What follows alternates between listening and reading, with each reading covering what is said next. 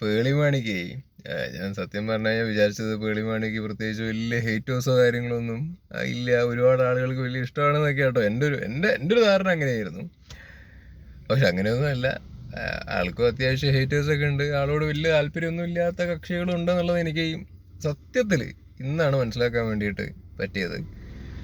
കാര്യം പല ഈ ഒരു വിഷയവുമായി ബന്ധപ്പെട്ടിട്ട് ആളുകൾ വീഡിയോസൊക്കെ ചെയ്തിട്ടുണ്ട്. അപ്പോൾ അവരുടെയൊക്കെ കമൻറ്റ് ബോക്സൊക്കെ നോക്കുന്ന സമയത്ത് ഒരുപാട് ആൾക്കാർ വെളിവാണി, ജാട, ഉടായ്പ്, അഹങ്കാരം, നന്മമരം, ലൈക്ക് കൈൻഡ് ഓഫ് കുറേ നെഗറ്റീവ് പരിപാടികളൊക്കെ കുറേ ആൾക്കാർ ഇട്ടേക്കുന്നൊക്കെ ആക്ച്വലി കണ്ടായിരുന്നു.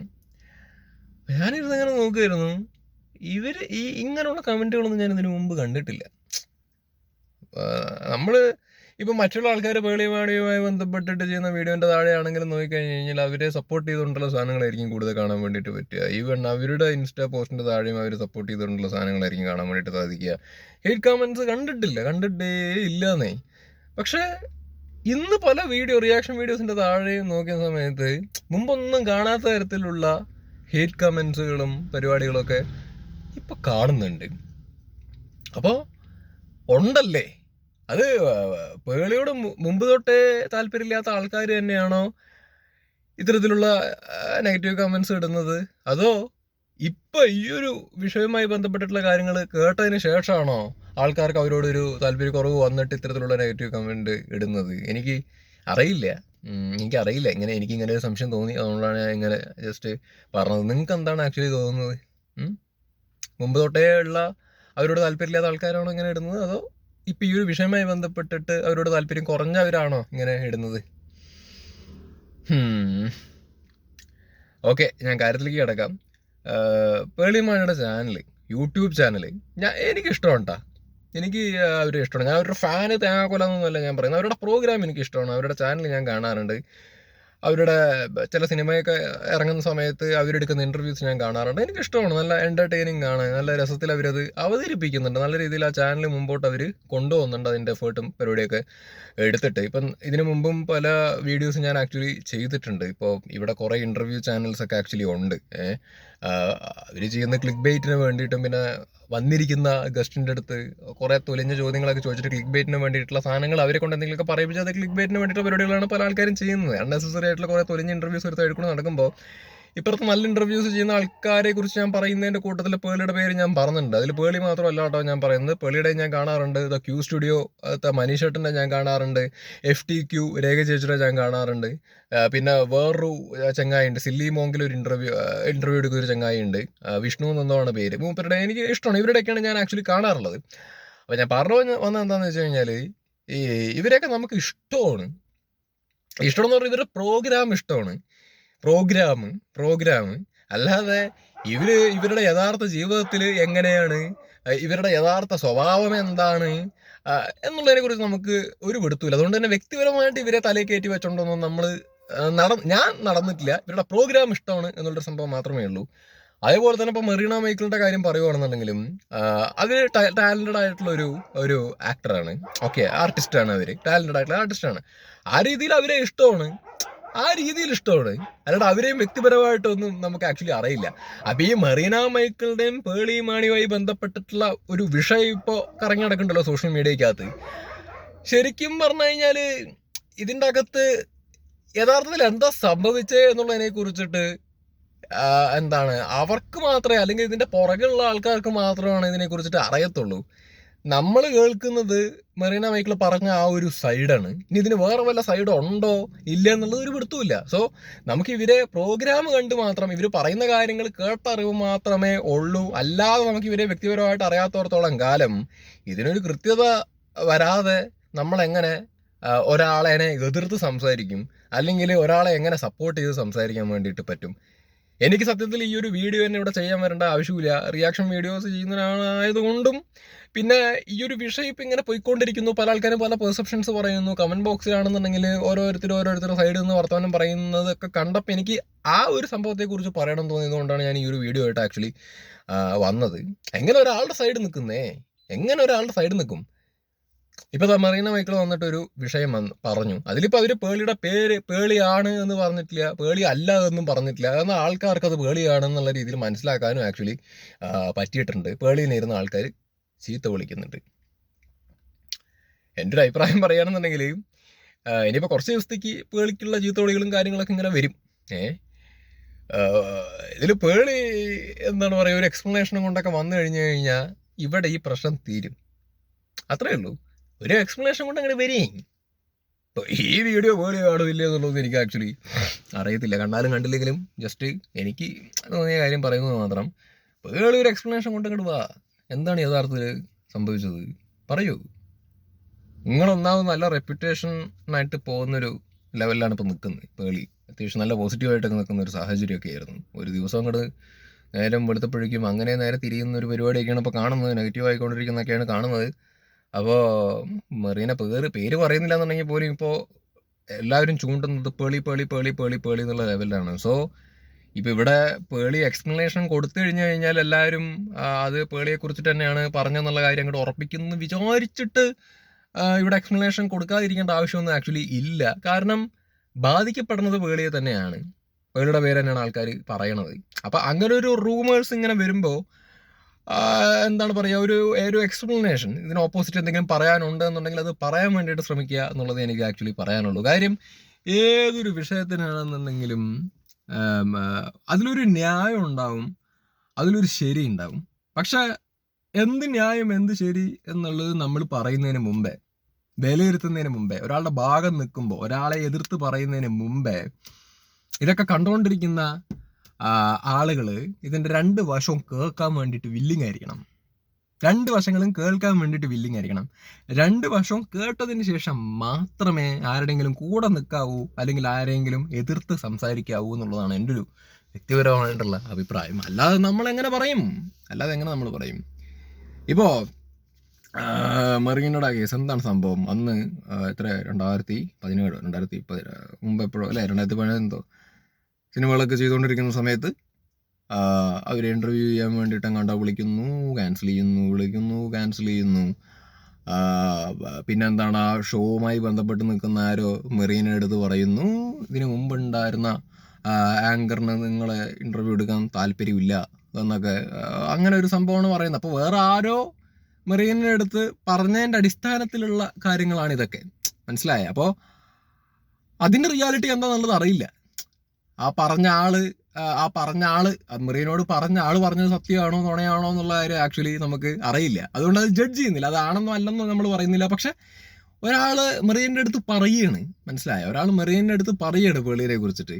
അത് ഡയറക്റ്റ്ലി ഉണ്ടായ ഒരു അനുഭവമല്ല, വേറൊരാൾ പറയുന്നതായതുകൊണ്ട് തന്നെ അങ്ങനെ മെറീൻ്റെ അടുത്ത് പറഞ്ഞ ആൾ പറഞ്ഞത് ഒരു റിയാലിറ്റിയാണോ അല്ലെങ്കിൽ അയാൾ പറഞ്ഞത് വേറെ എന്തെങ്കിലും ഉദ്ദേശിച്ചിട്ടാണോ എന്താണ് എന്നുള്ളത് നമുക്ക് അറിയാത്തോടത്തോളം കാലം തന്നെ നമുക്ക് അങ്ങനെ ഒരു ഡൗട്ട് ആക്ച്വലി ഇവിടെ കിടക്കുന്നുണ്ട്. ഇത് പറയുമ്പോൾ നമ്മൾ പേളിനെ തലയിൽ കയറ്റി വെച്ചു, പേളിനെ സപ്പോർട്ട് ചെയ്യുന്നുള്ള രീതിയിൽ നിങ്ങൾ ആരും വിചാരിക്കേണ്ട. സപ്പോർട്ടിങ് അല്ല, എനിക്ക് പേഴ്സണലി തോന്നിയൊരു സംഭവമാണ്.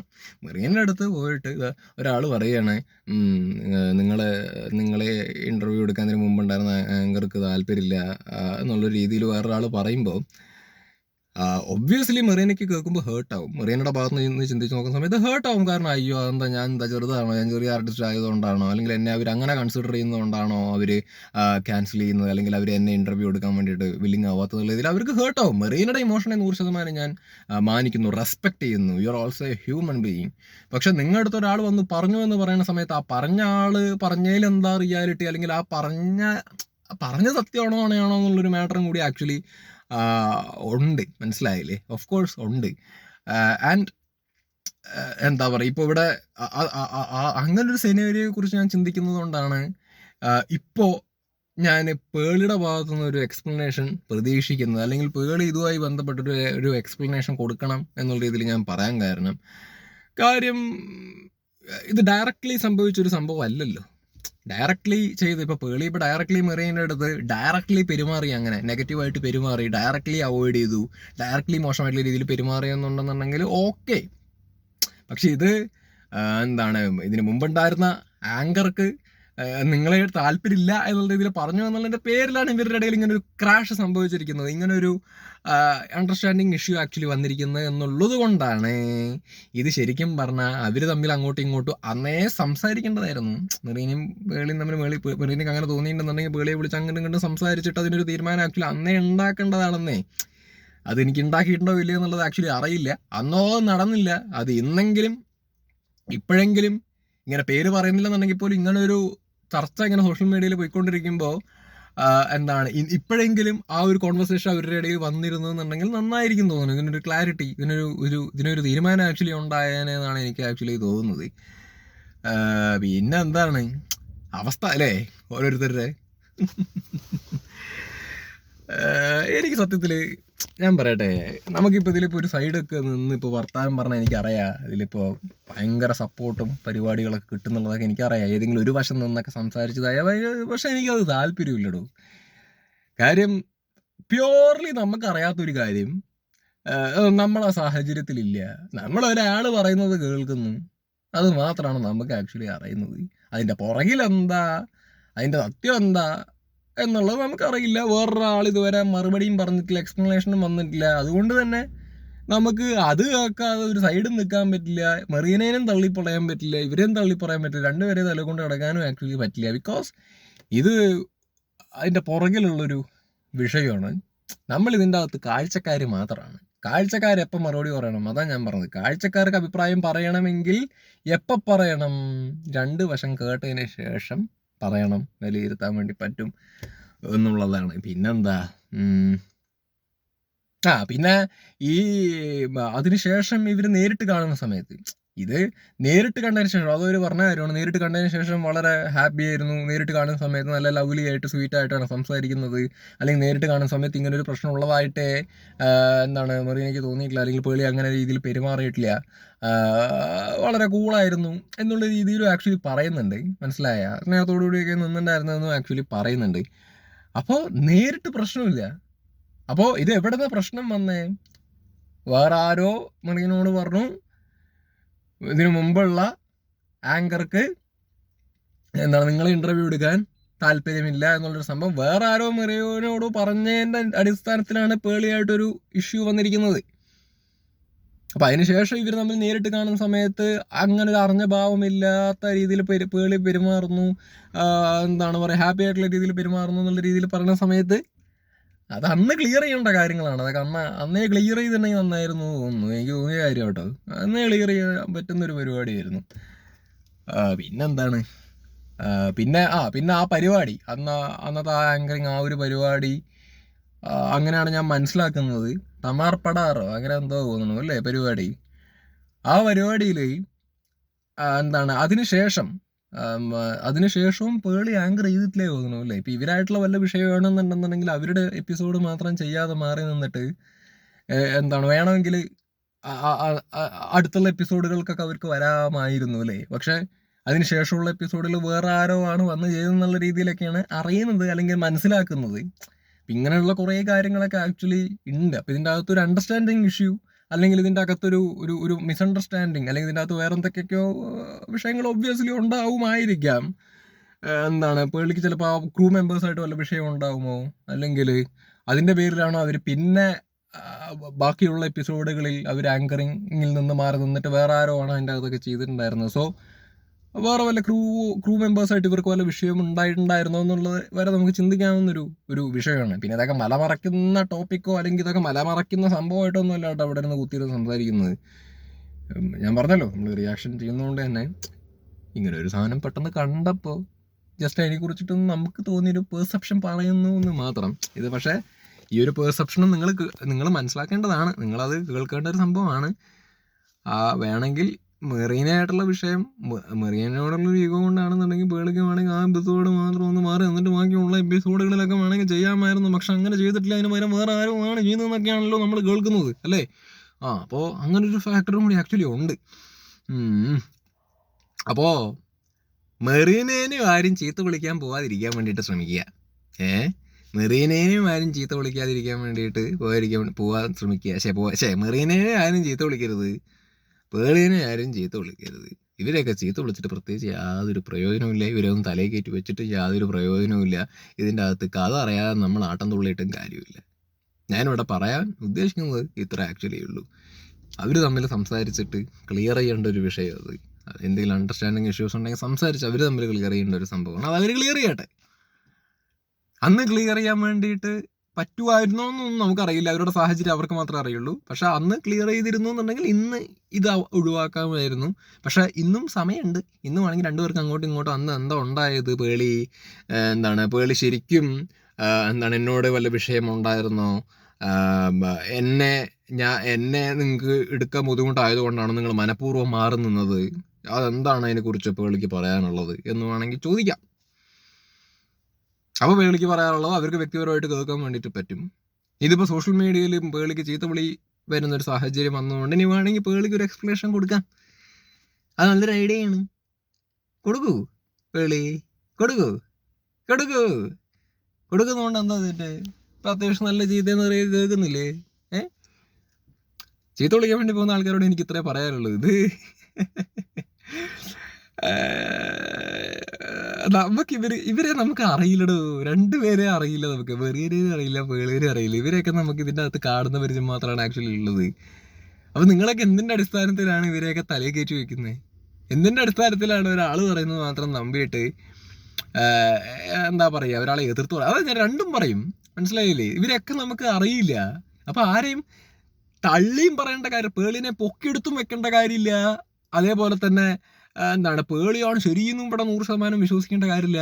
അതേപോലെ തന്നെ ഇവിടെ മറീന പറയുന്നത് കേട്ടിട്ട് പേളി പ്രശ്നമാണ്, ഉടായ്പാണ്, വരികയാണ്, ഇവർ നന്മമാരൊന്നും അല്ല, നന്മമാരായിട്ട് അഭിനയിക്കുകയാണ്, ഉടായ്പാണ്, ഫേക്കാണെന്നുള്ള രീതിയിൽ ഇത് പറയുന്നത് കേട്ട് ഇത് ഇങ്ങോട്ട് ആവേണ്ട കാര്യമില്ല സത്യത്തിൽ. കാര്യം നമുക്കിത് വിലയിരുത്താൻ വേണ്ടിയിട്ട് പറ്റാത്തോടത്തോളം, നമുക്കിതിൻ്റെ അകത്ത് പുറകെയുള്ള കാര്യങ്ങൾ അറിയാൻ സാഹചര്യം ഇല്ലാത്തോടത്തോളം കാലം, ഒരു സൈഡ് മാത്രം കേട്ടിരിക്കുന്നിടത്തോളം കാലം നമുക്കിത് മിണ്ടാണ്ടിരിക്കുക എന്നുള്ളതേ ചെയ്യാനുള്ളൂ.